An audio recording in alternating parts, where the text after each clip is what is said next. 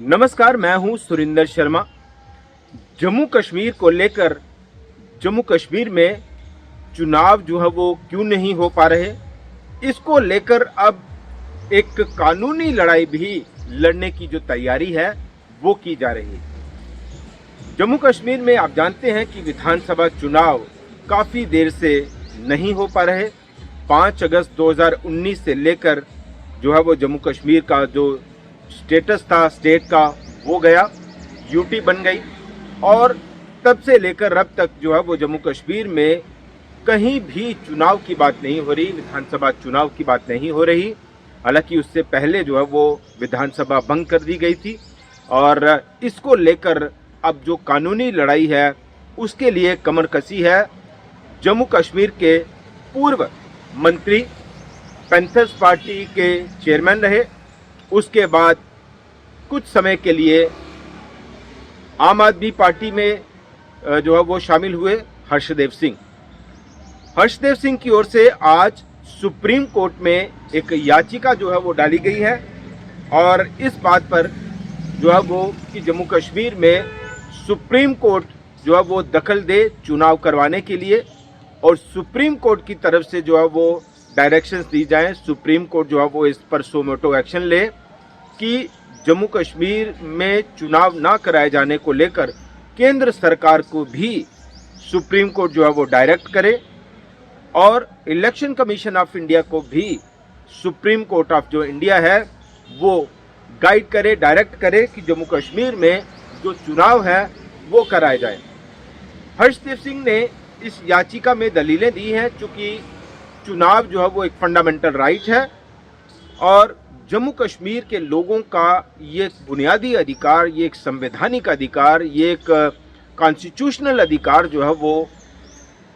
उस पर ब्रेक लगाई हुई है केंद्र सरकार ने, उसका हनन हो रहा है और बाकायदा तौर पर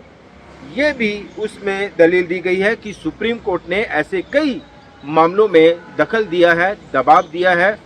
और जहां भी जो है वो चुनाव में देरी होती है, चाहे वो स्टेट्स हों चाहे वो यूटी हों, तो इस पर जो सुप्रीम कोर्ट है वो कॉग्निजेंस ले और इसके लिए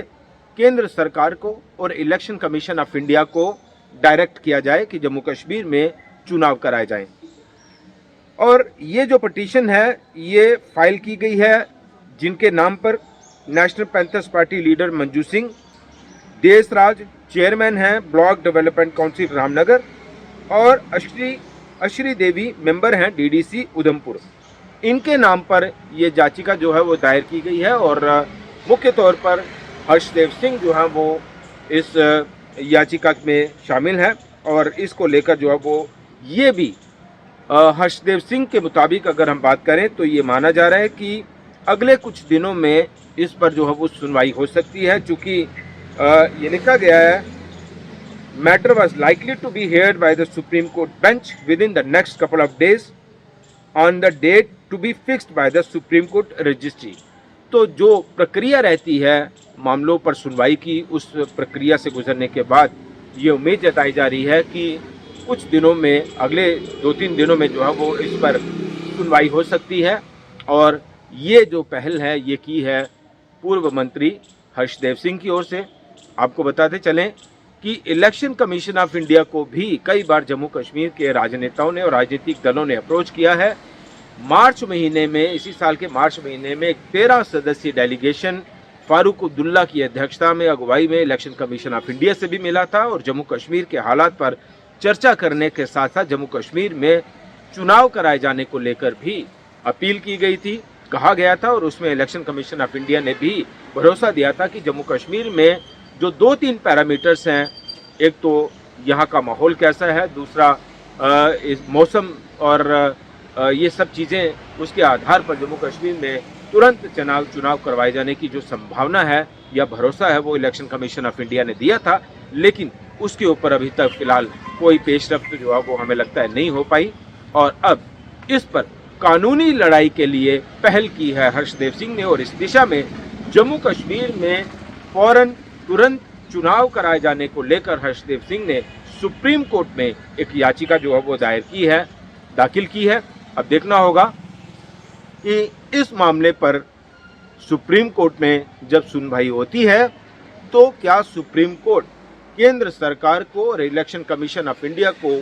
डायरेक्ट करता है कि जम्मू कश्मीर में चुनाव कराए जाएं, और क्या इस पर भी